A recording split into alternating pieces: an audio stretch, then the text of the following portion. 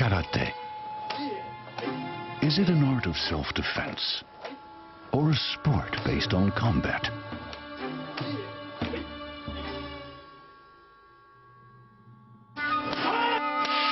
Whatever it is, karate is known worldwide for its roots in Japan. Spiritual development is part of the package. But must practitioners really train like their lives depend on it? And what is the ultimate aim of mastering techniques that can deliver the coup de grace?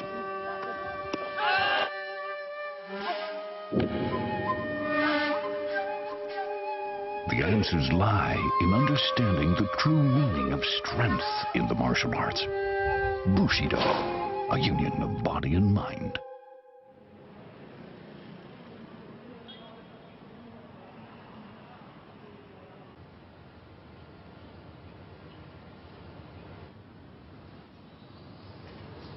Host, welcome to Samurai Spirit. I'm your host, Nicholas Pettas. On today's show, I'm introducing you to karate. Of course, karate is my style of preference. And 20 years ago, when I first came to Japan as an 18-year-old skinny little kid, this is where I started. This is the Hombu Dojo for the Kyokushin in the whole world. And we're back here just to find out exactly what that spirit of Os is.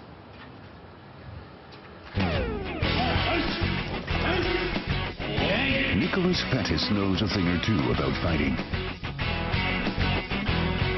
20 years ago, he came to Japan from Denmark to study karate, leaving behind his family and friends. He committed himself to intensive training, driven by a determination to become strong. It worked. He soon began winning tournaments, and in just 4 years became the European champion of the Kyokushin School of Karate.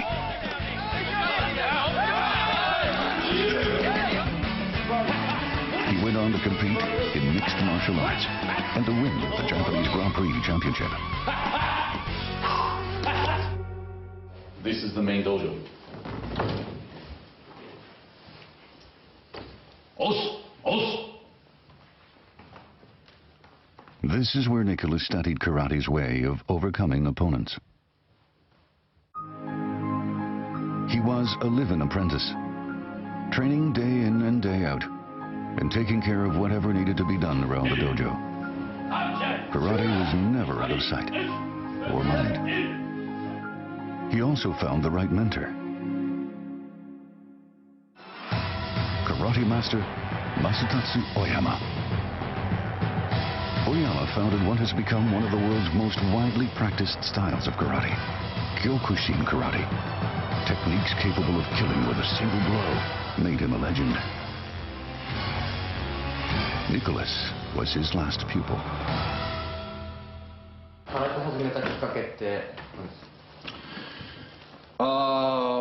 When I was 14 years old, I got into a street fight with a kid that was a couple years older than me, and I didn't know exactly what had happened. I just remember getting kicked in the head and running away. I got so scared that I actually ran away. And after I ran away, I was hiding in someone's garden, not to get my ass kicked anymore. I was thinking, I don't like this feeling. The emotion of being so scared that I actually ran away was so overwhelming that I decided at that time that I needed to get strong. And for some reason in my head, the word karate popped up, and it taught me, it didn't tell me, it kind of said, you know, if you want to get strong, you can do karate. Nicholas's initial motivation was like that of many karate students. He wanted to become strong. He concentrated on ways of defeating opponents. The spiritual aspects of karate were just an afterthought. But that was then. Now, he's determined to discover the samurai spirit in karate.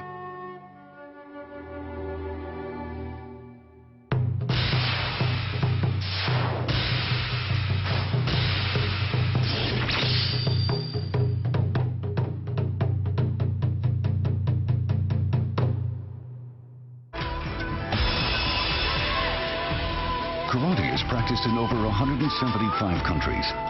More than 50 million people are involved with it in one form or another. It's the most widely known of Japan's martial arts.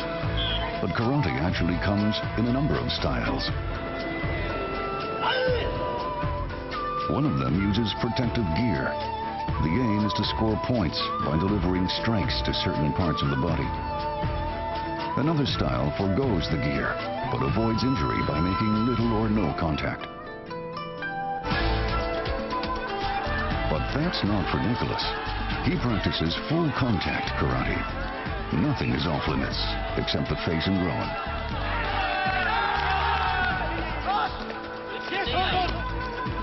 There's another school of karate in which contact is beside the point. Practitioners concentrate on the form. One of its main adherents was in the same school as Nicholas. Before I started my journey on to find out what the true karate really is, there's one karate guy that I have to meet. And he runs a dojo over here. I haven't actually seen him for 10 years, but we used to fight together.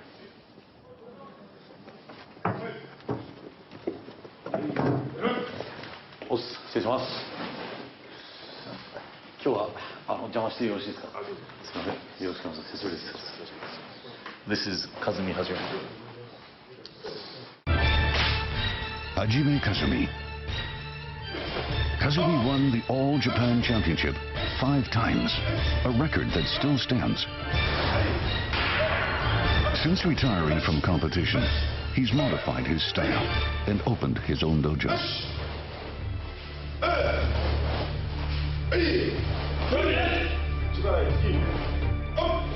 The former undisputed champion has mellowed, but he's still intense. 相手の式が来てから行ったら間に合わないですからね。来る前は捉えて入っていくことが大事。よし、よし、Kazumi was once revered as the strongest karate practitioner anywhere. So when he speaks about how his approach has changed, people pay attention. When the Kazumi-san that I know from 20 years ago, or 15 years ago, was probably the all-time strongest fighting champion in the full contact styles karate in Japan. And you were definitely a pinnacle that we were all aiming to get to. What did you feel towards practicing and fighting in tournaments back then? When I was competing, I only thought of winning. But I also felt that karate was more than a sport, and that there must be something to it that went beyond just coming out on top.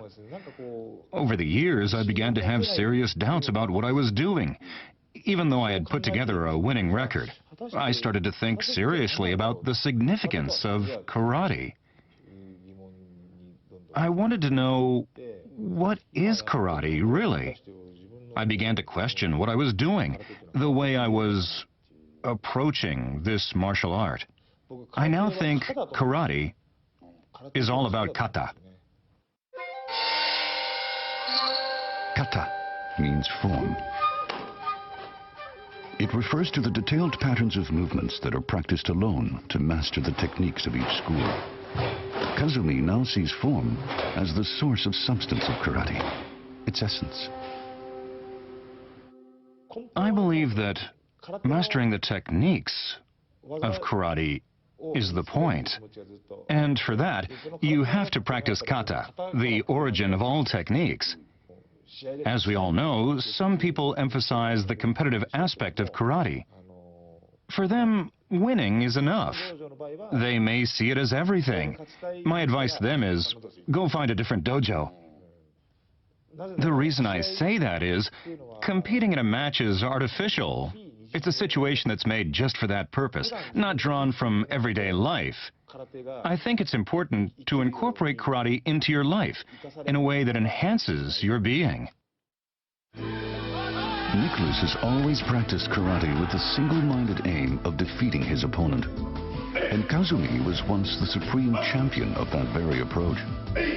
His change of heart challenges the foundations of what Nicholas knows. Maybe someone else is due for a change, too. Okinawa is the cradle of karate. The strong spiritual and mental aspects of traditional karate are still very much alive in these islands.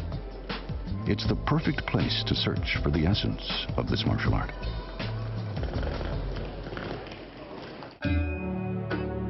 Okinawa is about 1,600 kilometers from Tokyo. It's the far west of Japan. The tropical environment makes it a popular vacation destination. Until about 130 years ago, Okinawa prospered as the Ryukyu Kingdom, independent of Japan. It still maintains a distinctive culture. Because of its proximity to China, it has close ties with that country, historically too. The origins of karate can be traced to Chinese martial arts introduced to Okinawa over 500 years ago. The original Okinawan style of karate differs from the type that Nicholas has practiced for many years. This will be his first encounter with karate from Okinawa.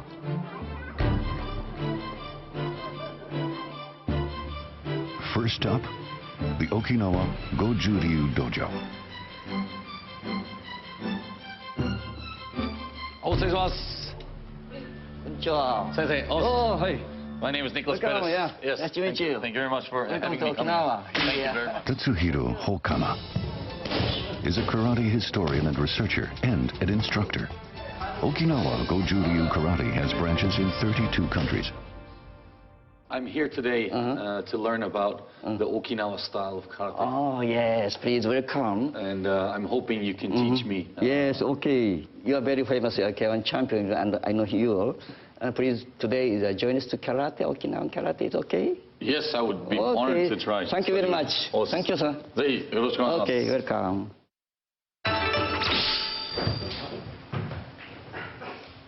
Although they belong to different schools, karate gives them a common bond. Nicholas receives a warm welcome. 迷惑あんまりかからないように頑張りますんでよろしくお願いします。はい、よろしくお願いします。はい、どうぞ。 After warming up, they do some knuckle push-ups. Strengthening the knuckles is the first step in karate training.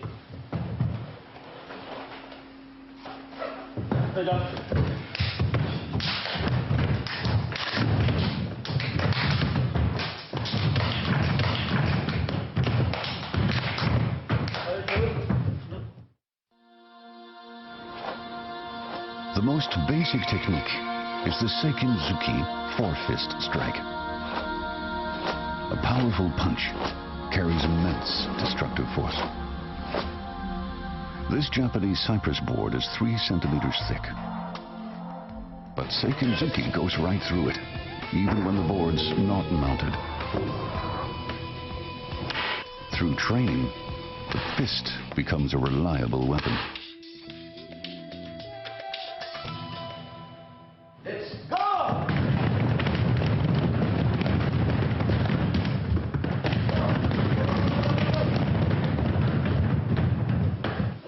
Sorry, please.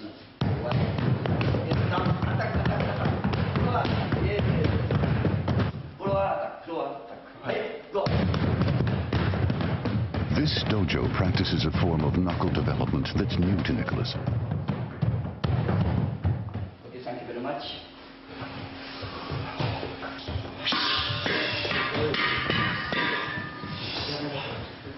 The students punch iron plates as well as the floor.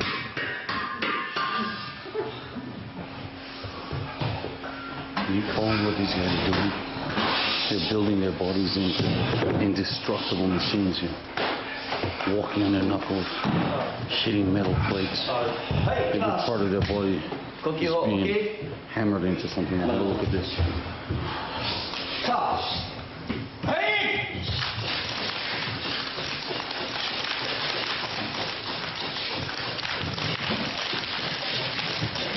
Okay, thank you. Together. Wow. They keep at it and at it.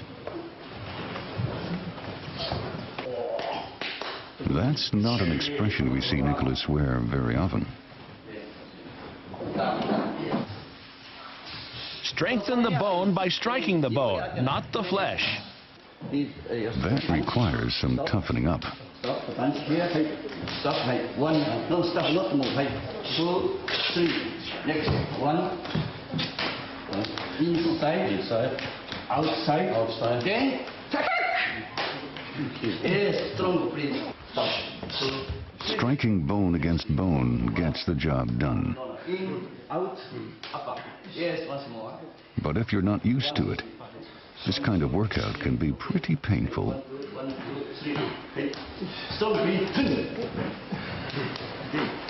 Good. Okay. Okay, your punch, you are strong, please, strong. Strong, please, more strong. More strong, please. Okay, thank you. This was my first encounter with the Okinawan Karate. Through their relentless training, the fist becomes a destructive weapon that can kill with one blow. I have heard about this type of training, but never done it in Tokyo. Why do we have to, in the Okinawa Karate, train the body so hard? Why is this karate? This is karate, just karate, you know. The makiwara wooden board is essential to karate training. At our dojo, the floor also serves as a makiwara. We beat the floor with our fists. It's important to toughen the knuckles because you need to use them in various techniques. Different techniques call for different movements and different striking surfaces. You need to be able to come up with the right technique for whatever your opponent throws your way. At our dojo, kids start breaking boards from the age of 4. Getting them to do this with punches and kicks makes them aware of their power of destruction. As a result, they avoid attacking people. They realize the harm they could cause. Karate training is very physical, but it also develops the mind and the spirit. This is karate. It's a paradox. On one hand, Okinawan karate fosters a reluctance to engage in combat for fear of hurting someone. On the other hand, people endure rigorous physical training that enables them to do damage. Nicholas is seeing a side of karate he's never encountered. His next visit is to a dojo of the school that's reputed to have the harshest training methods of all Okinawan karate, Uechi Ryu. Nice to meet you. My name is Nicholas Pettas. Instructor Shigeru Takamiyagi has been at it for more than half a century. He's 75 and shows no sign of waning. A single blow from him is enough to kill.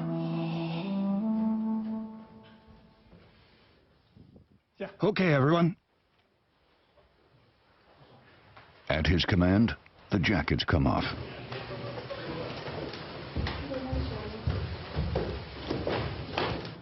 Attention. Prepare for Sanshin.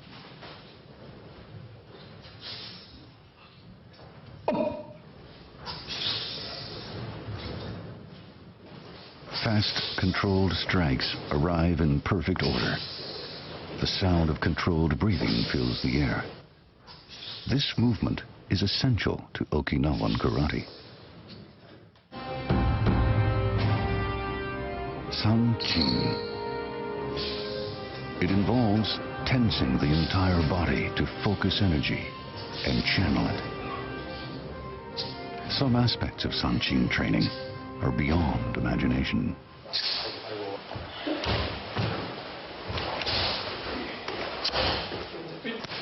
An average person would keel over if struck by even one of these blows. They land all over the body. What is this? They're well trained. Otherwise, it would be impossible.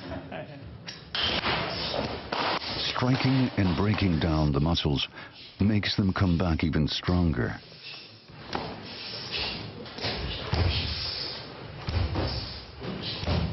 Being on the receiving end of punches and kicks makes students learn with their bodies and minds. Eventually, they develop the ability to withstand pain. Excuse me, can I ask you a question? You were doing the kata sanchin while being kicked and punched at the same time. Didn't it hurt you?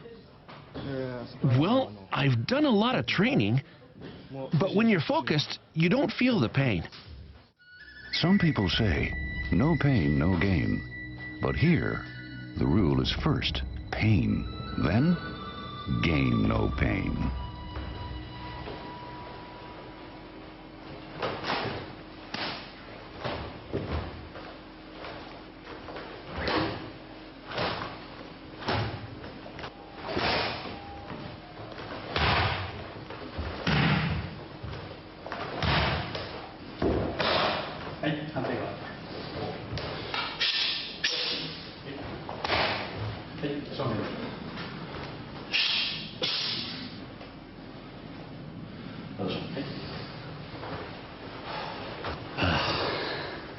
That was my first time to do the sanchin kata. I've done it similarly and in my own style a long time ago, but I've never been hit and kicked like that while doing it. And it makes the kata become real, like it comes alive. You have to do everything 100%. You know, there's no shortcuts in this karate style. And I'm loving it, really. I'm really loving the whole concept of how they feel about their karate, building their bodies into indestructible machines, you know. It's just become as strong as you can at any means it takes. And it's really, really good. I'm loving this. Awesome. Fingertip work is important here.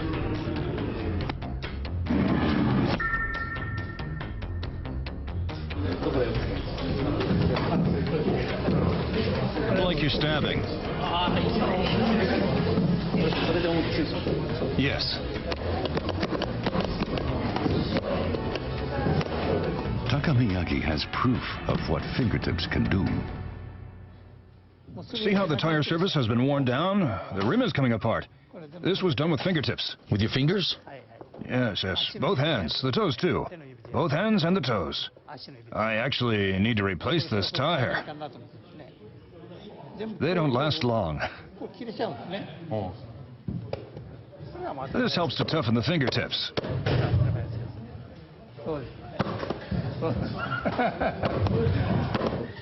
Let me show you how powerful the technique is. There's a hand chop. And now the fingertips.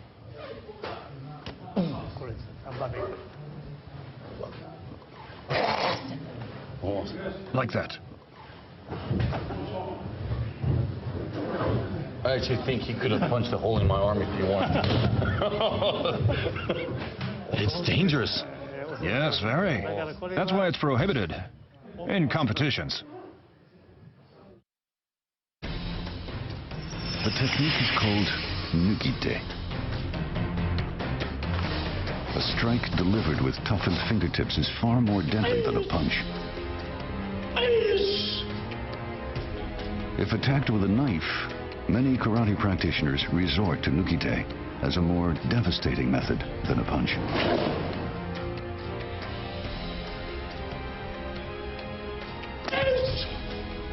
A karate master can pierce a thick board or a soft piece of paper with his fingertips.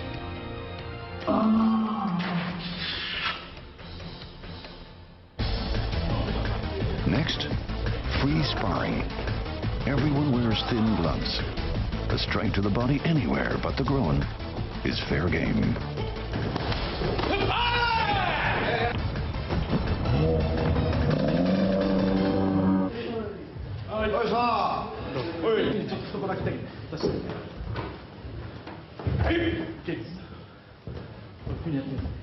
Speed is the key to a devastating blow. Wow, look at the speed of you guys stepping in.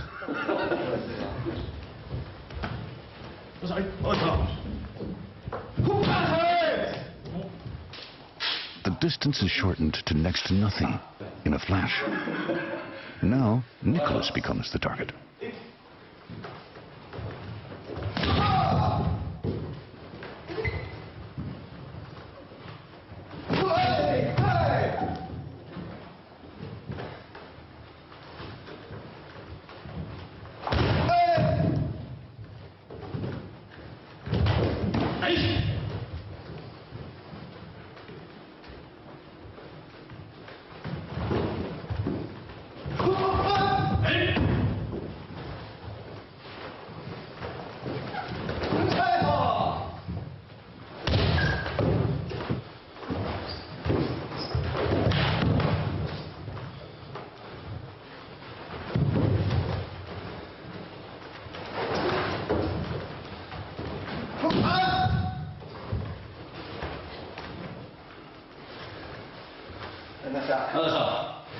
This isn't the way he learned karate.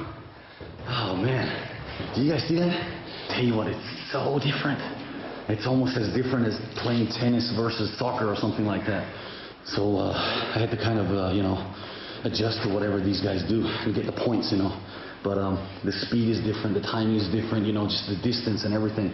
But great experience, great experience. Like all other styles of Okinawan karate, the karate taught in this dojo reflects the principle of non-combat. But something inspires the intense training. It's the kata.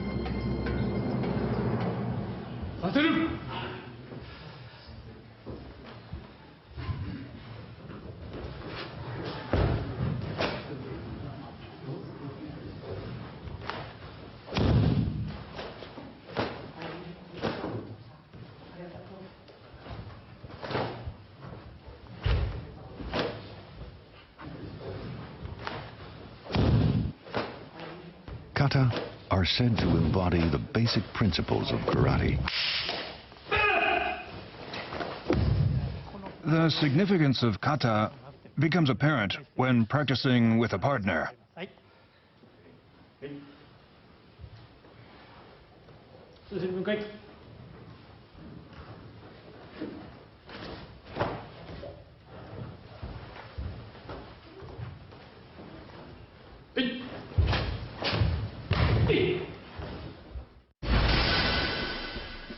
Kata are defense techniques applied against an imaginary opponent. They'll work with real opponents too. They're beautiful to watch, but that's not the point.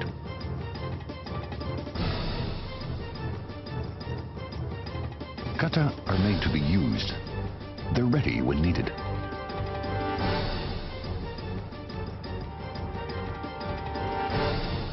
All the kata are designed for the purpose of defense only.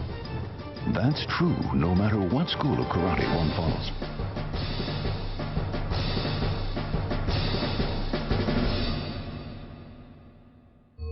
In Japanese, the principle is expressed in the phrase karate ni sente nashi. There is no first attack in karate. Avoidance of confrontation is the bedrock of Okinawan too. Kata puts the idea into action. In times gone by, samurai drew their swords in a crisis. What would a karate practitioner do? This woman was attacked while studying abroad.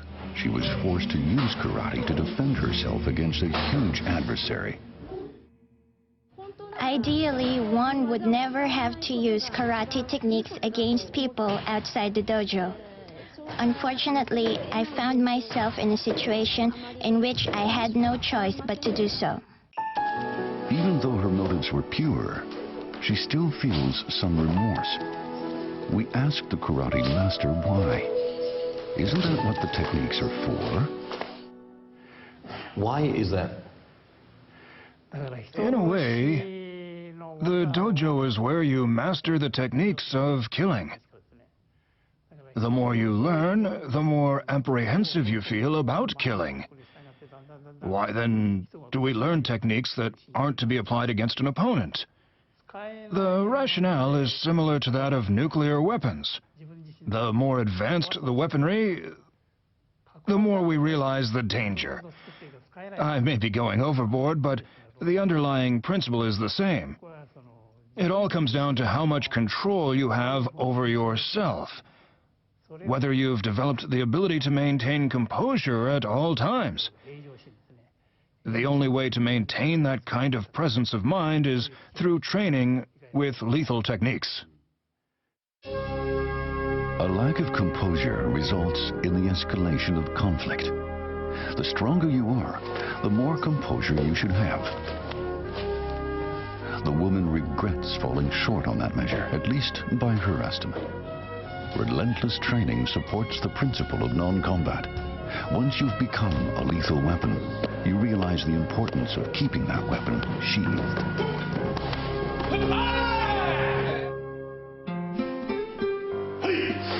The non-combative spirit of Okinawan karate is gaining favor around the world.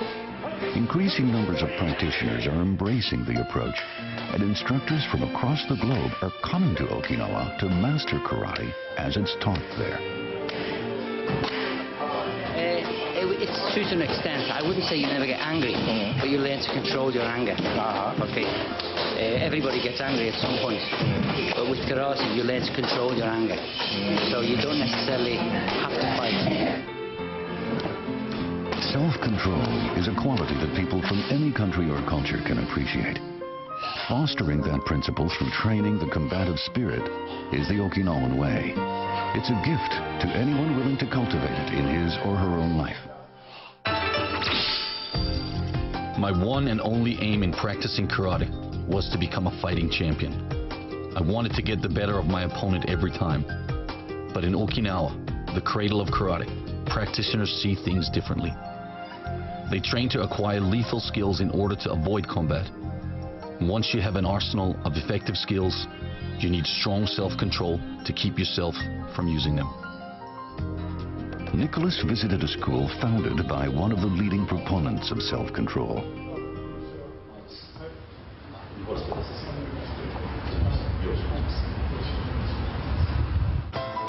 These days, the head of the dojo is Yasuhiro Uema. He places top priority on mastering the kata. Students come to understand the true meaning of karate through that practice. Now I understand that in this dojo, kata is the main thing that you do. If you don't do any fighting, how can you prove to other people that you are strong? Okinawan karate is not about overcoming one's opponent. Training provides a means of defense. One should never initiate an attack.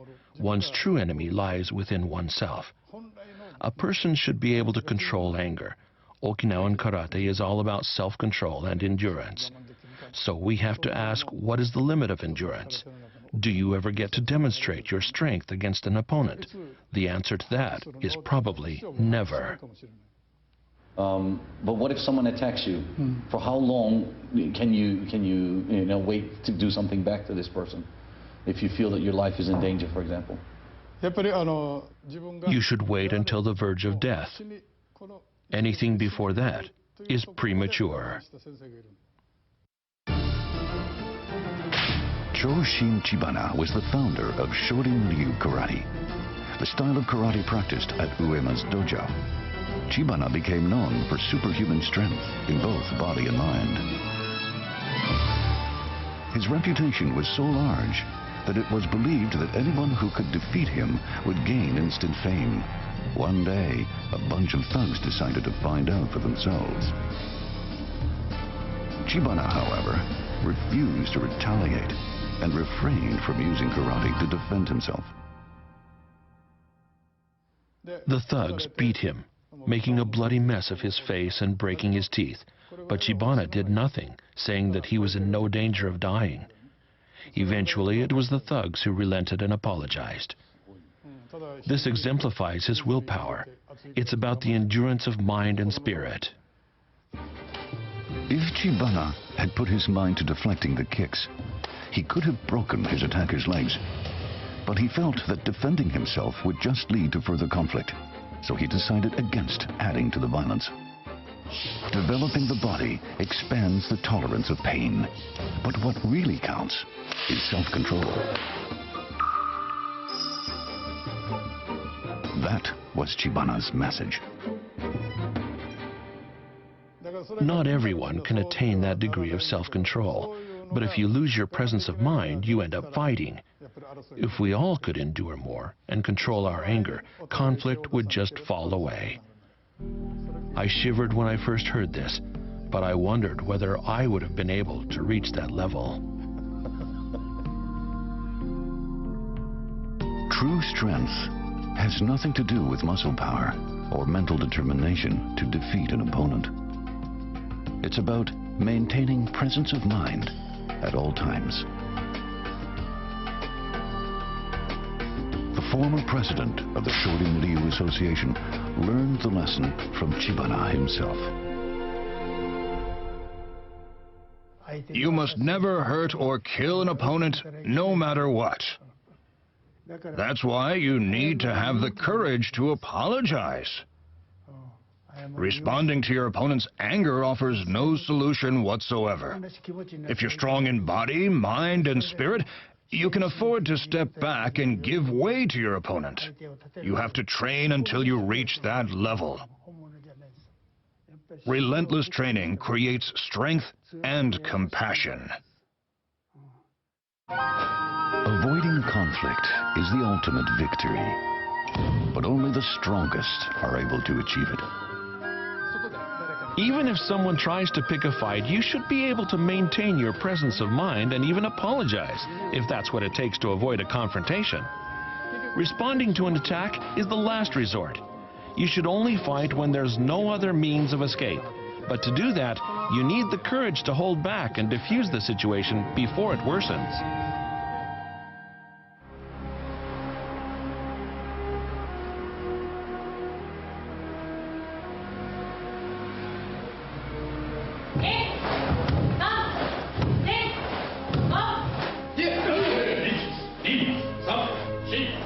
Nicholas gave training a try at Uema's dojo.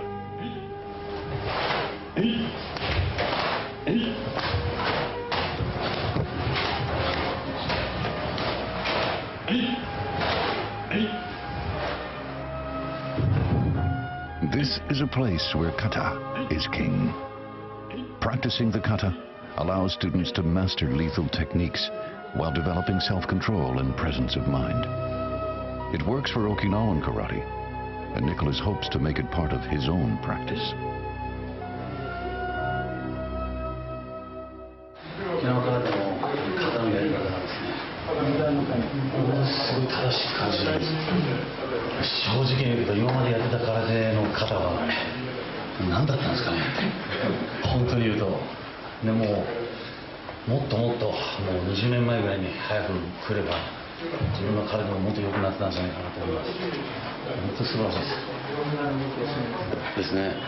It's very simple.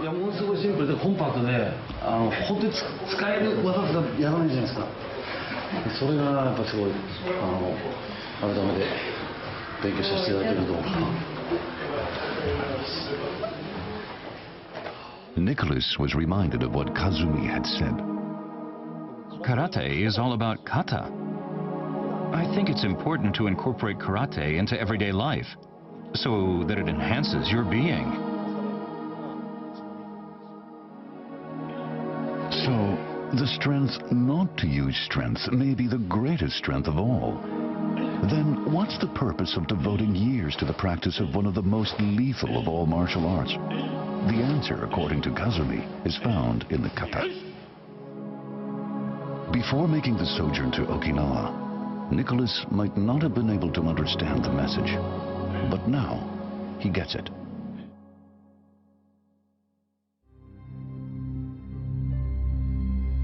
Here's one of the basic kata of Shorin-Ryu karate. Naihanchi Shodan.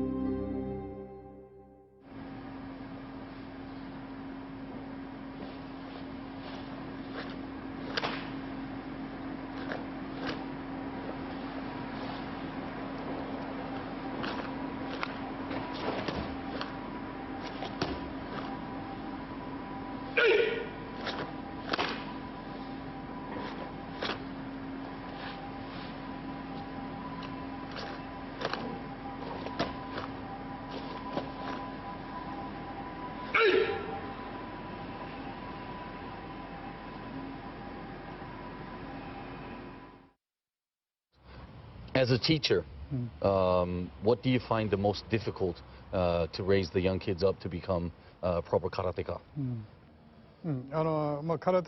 As an instructor, I hope the students will become good at karate. I also hope that karate will provide them with a gateway to the world. I'm very aware of my responsibility to offer proper guidance. If I don't do that, the danger exists that students might use karate to threaten or to kill. So conveying the true meaning of karate is essential. The spirit of karate masters and their techniques is not unlike samurai and their swords. Even the sharpest blade will rust and become blunt if not tended to. That's why samurai took great care of their swords and trained daily. But outside of training, swords were drawn only as a last resort to fight for justice and honor. No matter how high a samurai's level of swordsmanship, he was expected to exert self-control to avoid unnecessary use of his weapon.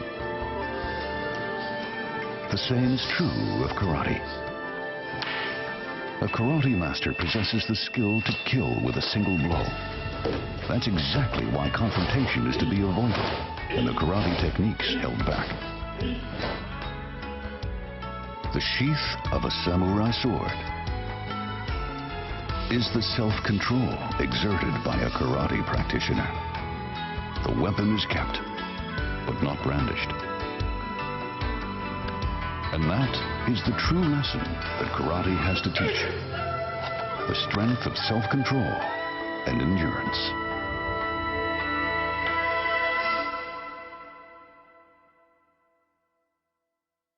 Thank you for joining me today on Samurai Spirit.